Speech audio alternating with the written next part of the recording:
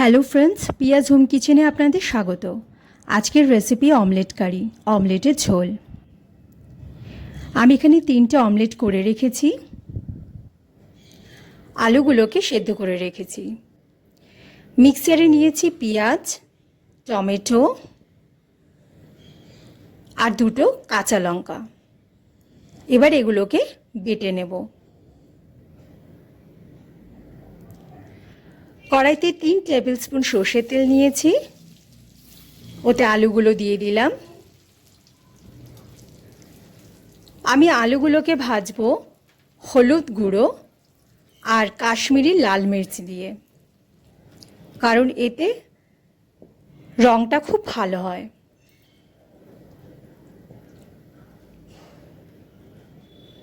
সামান্যই দিয়েছি।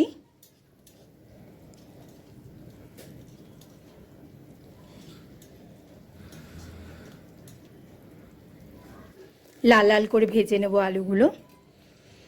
ভাজা হয়ে গেছে।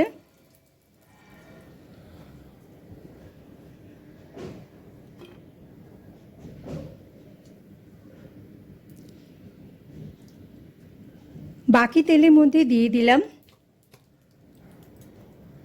দারচিনি, এলাচ, গোটা জিরে আর তেজপাতা, আর একটা মিডিয়াম সাইজের পেঁয়াজ কুচি করে রেখেছিলাম, সেটাও দিয়ে দিলাম। ভালো করে লাল লাল করে ভেজে নিয়েছি। তারপরে দিয়ে দিলাম মশলা বাটাটা আর দিলাম আদা রসুন বাটা। ভালো করে নেড়ে নেওয়ার পর এবার দেব স্বাদ মতো লবণ, হলুদ গুঁড়ো, জিরে গুঁড়ো, লঙ্কার গুঁড়ো আর কাশ্মীরি লাল মির্চ। তারপর অল্প অল্প জল দিয়ে আমি মশলাটা কষাতে থাকব। বন্ধুরা, নেটওয়ার্ক প্রবলেমের জন্য লঙ্কার গুঁড়ো দেওয়াটা আমার রেকর্ডিং করা হয়নি। আমি কিন্তু এখানে এগুলো ব্যবহার করেছি, আপনারাও ব্যবহার করবেন।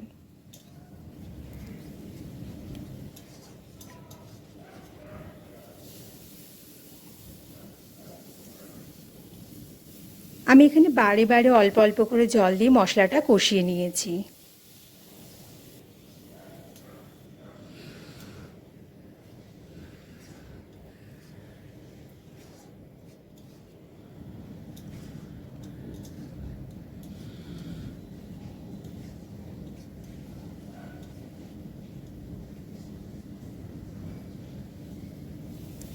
কষানো হয়ে গেছে।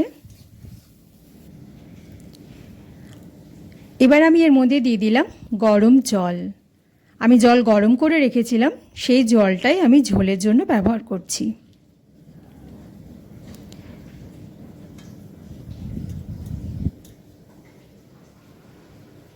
ভালো করে মশলার সাথে মিশিয়ে নিচ্ছি।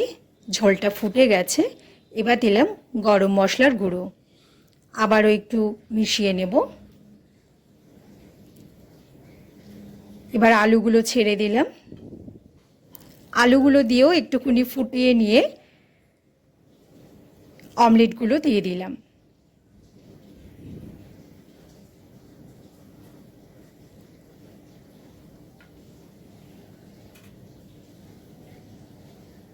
এখানে আমি একটা ডিম সেদ্ধ করে ভেজে নিয়ে দিয়েছি, ওটা আমার ছেলের জন্য, কারণ ও ঝোলের অমলেটটা খেতে পছন্দ করে না।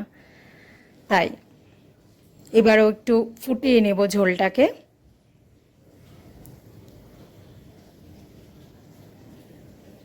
গ্যাস অফ করে দেব। হয়ে গেছে বন্ধুরা।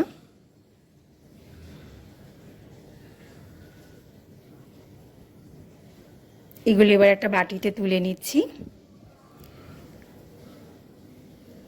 আপনাদের যদি ভিডিওটি ভালো লেগে থাকে অবশ্যই লাইক, শেয়ার, কমেন্ট আর সাবস্ক্রাইব করবেন, আর বাড়িতে ট্রাই করবেন।